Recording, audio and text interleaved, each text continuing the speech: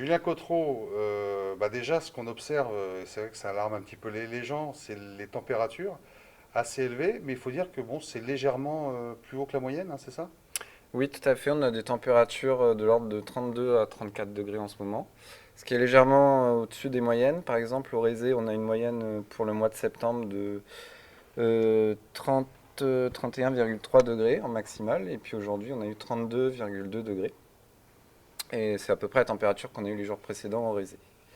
Par contre, du côté de Bémao, par exemple, on a eu 34,5 aujourd'hui. Il y a aussi le ressenti qui est important. Il Non, n'y a c'était pas de vent, vendredi, pardon. il n'y a pas de vent en ce moment. C'est peut-être ça aussi qui fait que on a l'impression qu'il fait très chaud. Oui, voilà, en fait, c'est la panne d'Alizé, on appelle ça, hein. Le vent tombe complètement. On a des valeurs de vent de 10 km/h à peine, et donc ça suffit pas à brasser l'air. Et donc il se réchauffe au niveau du sol, et c'est ce qui donne des températures plus élevées. Au niveau du ressenti, donc on a quelque chose qui est plus fort au niveau du ressenti. Donc on va un peu généraliser sur les mois de septembre. C'est une température de saison. Voilà, une température de saison, une situation de saison de panne d'Alizé, donc c'est normal. Ça nous amène quand même à parler de ces conditions, parce qu'on parle de la mer qui est chaude.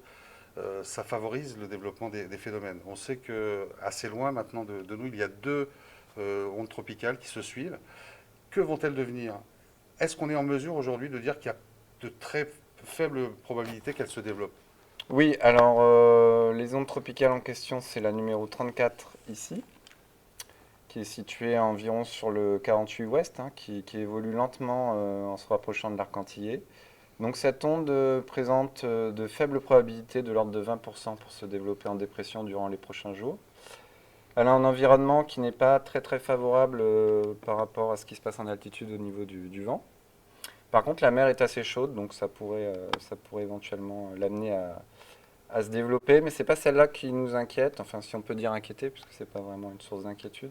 C'est la deuxième qui est en train de sortir d'Afrique actuellement, et qui elle présente des signes d'organisation un peu plus marqués.